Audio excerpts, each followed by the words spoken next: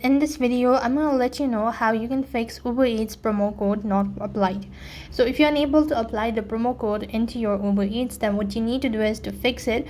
First of all, you could go and check for an update. Sometimes if you haven't updated your application in a while, then it might be another reason. So open up your Play Store and on the search box type in Uber Eats and make sure that the application is completely up to date. If not, if the application is completely up to date, then apart from it might be that the promo code has already expired, and you should check the date whether the promo code has expired or not. If it is expired, then it's a common issue that it does not apply after it has completed the date.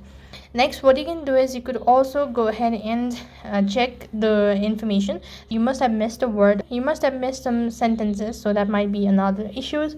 Likewise, promo should be added before placing the order. Now you cannot apply a promo code after you place the order. So for loyalty points based promotions, the point can take up to 3 hours to appear on your profile. So we recommend you wait at least 3 hours before reaching out to the support or to check the point status. So with that, you'll have successfully fixed your Uber Eats promo code not apply issue. That's all for this video. I hope the video is helpful. Make sure to like, share and subscribe to our channel. Thank you for watching. See you in the next video.